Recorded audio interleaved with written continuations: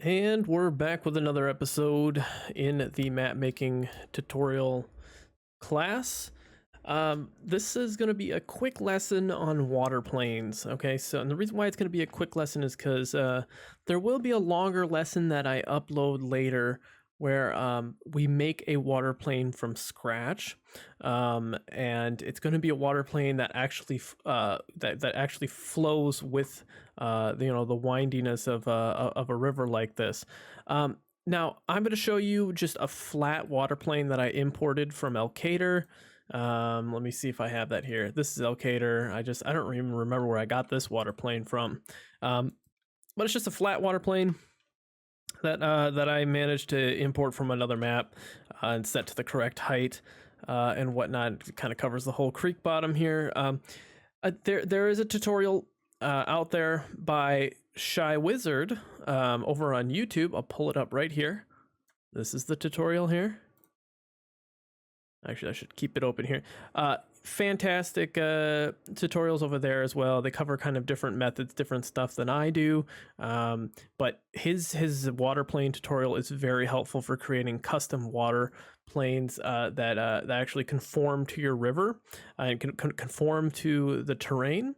The problem with having a water plane like this is that that covers the entire map is that you're going to have different water sources throughout the map. Some are going to be higher up than others, and you're going to want maybe you want multiple water planes at different elevations in your map. My map, this is perfect because I only had to really lower this trench here a little bit to match the height of that river to get this to get the water to flow through that. But maybe you want water that just flows along this canal and everything. You're going to be able to model that in Blender, import it into Giants Editor, and add all the attributes that make it into a water plane. I debated doing that tutorial and showing you how Shy Wizard shows you. I was like, well, I could just send you guys to his YouTube page because it's really just going to be a recreation of what he does. And then I was like, well, what happens if his YouTube channel is taken down, or if the video gets deleted or something happens to it? Then we don't have that information. I was like, okay, I'll put this in the supplemental videos as a recreation of what he's taught us. So that will be in the supplemental videos for sure. I just don't feel comfortable stealing his stealing his work and profiting off of it. I'll just show you the basics here. And then later on, I'll show you the more advanced stuff, and that's just in case his channel gets taken down or a video gets taken down or something like that. So all credit goes to him for that. Go check that out. That's way better than this. But if for those of you who are just looking for a simple water plane, this is just super easy. I just imported it into the map. It's using base game textures and everything. There are ways of adjusting this water plane. So what I'm going to do is, I brought it down to the height that I wanted it at. I could even bring it a little bit lower if I wanted to. For a 1x, covering the whole 1x, I have this plane scaled on the Z and X axis to 0.465. I have the clip distance set to 2000. I probably don't need it at 2000. And I just put it in this water planes group over here in the scene graph under Feldspar. That doesn't really matter where it's at. I just put it there. Okay, now I have adjusted the colors of this. So let's look at let's look at what this is composed of. It's composed of a normal map. It's got smoothness and metalness. I wonder what this looks like without this. Does it really change that much?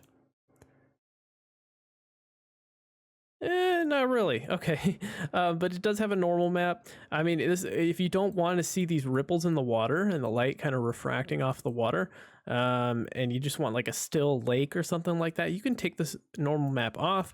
That's what it looks like without the normal map. Kind of looks a little bit more glassy, but that does happen from when you don't have any wind. I do go sailing, and sometimes it looks like that. So you can do that.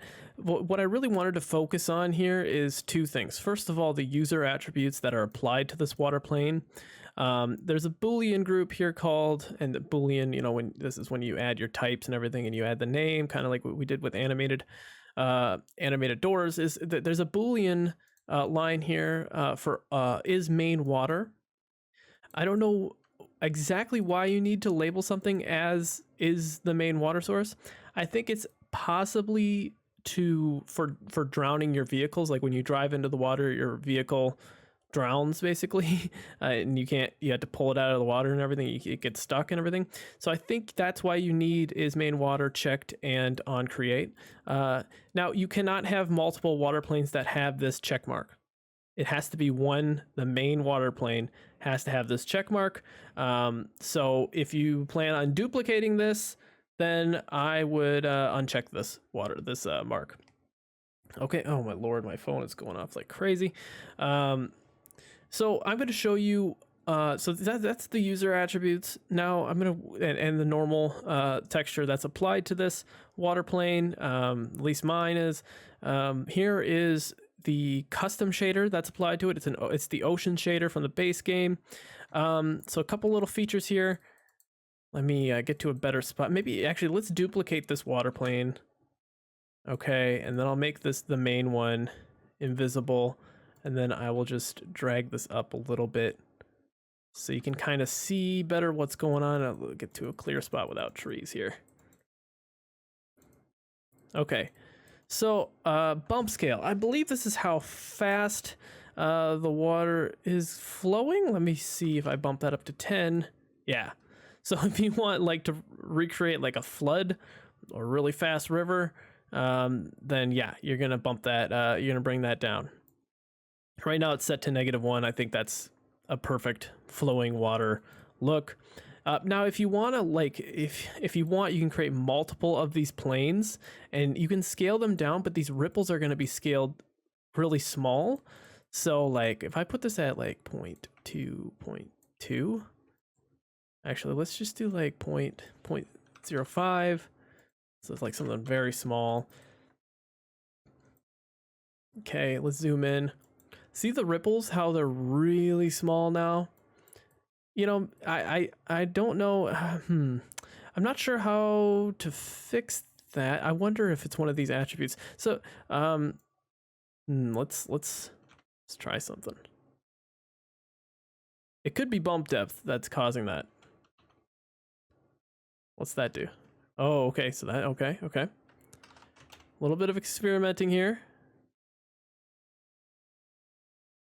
So maybe this will affect the scale of those ripples. I haven't experimented enough with that number enough. I should have done that before the start of this tutorial, really. But regardless, I kind of wanted to show you basically what's going on when you adjust these numbers, and you can play around with them all you want. This last number, let's see here. This last number. Yeah, I'm not sure I know what the variations in these numbers mean for bump. I just know that this one is going to change the flow rate. Okay, now and maybe the wind scale will affect the waves as well. But the one that I kind of wanted to focus on for this lesson, and obviously when we create our own water plane, we'll really get into this a little bit more. The one that I wanted to focus on for this lesson is, I'm going to go back here and duplicate this again, just so I can show you on a better scale. The one I wanted to focus on this lesson is the underwater fog. Okay, so like I have this set to 0.05. This is red, your red color. 0.14, which is your green color. 0.1 is your blue color, and I believe this is the tint over here. Okay, so this is 0.5 right now. If I decrease it to 0.2, it's gonna look a lot murkier, right? And some of you might want that. I think it looks really good when you do that. Sometimes a map might fit that better. But for my purposes, I am. Do I have this pulled up here? Yeah. Let me pull this over here. So for my purposes, I do have. This is kind of what the water looks like. You know, kind of murkier with a lighter tint. I tried to get it to olive green, but you know, I need to mess around with the numbers just a little bit more to get it more of that olive tint. So I'm more on the green side here. Now, if you change these numbers, you know, if you increase the blueness of it to like 0.5, look how blue it is. Okay, and then look how green it is without that. Right? So, and you know, if you increase, obviously you increase the redness, it's gonna look more red. Now it's really red. You know, you could do like a Let's do 0.05, and then you could do like a St. Patty's Day color, if you're recreating Chicago. So I think that's all really cool. I mean, sometimes you do get rivers that are like ridiculous like that, because in certain areas of the United States, certainly not the Midwest, not usually, the certain minerals get into the water and it's going to change the color of the water. I know, like if I were like doing something like if I were doing like the Mississippi, I would definitely want like a murkier texture and like just tune the colors down like almost like this, except a lot less blue maybe. Maybe 0.05. Yeah, there we go. So something a lot murkier than that. And I'm sure the underwater painting, the dirt underneath, is going to affect the coloring just a little bit as well. So just keep that in mind. So yeah, that's just a very basic preview as to as to how to adjust the water plane to your liking. Make it a little darker, make it a little brighter if you want, make it a little greener. We'll cover later in the supplemental video how to basically create a water plane where it's only really conforming to the terrain throughout. So I hope this was helpful. I hope you can at least use this as a substitute until we get to that lesson.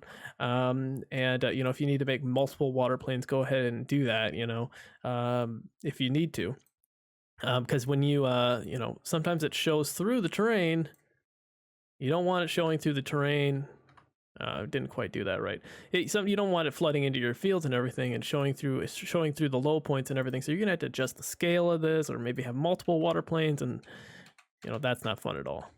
So, okay, so that concludes this tutorial. I hope you found this helpful. We're gonna move on to Easy Fence after this, because I got a little farm set up over there, and we're ready to start working on creating fences that are that conform to the terrain and everything. So you guys are going to have hillier maps than this, I'm almost certain of it.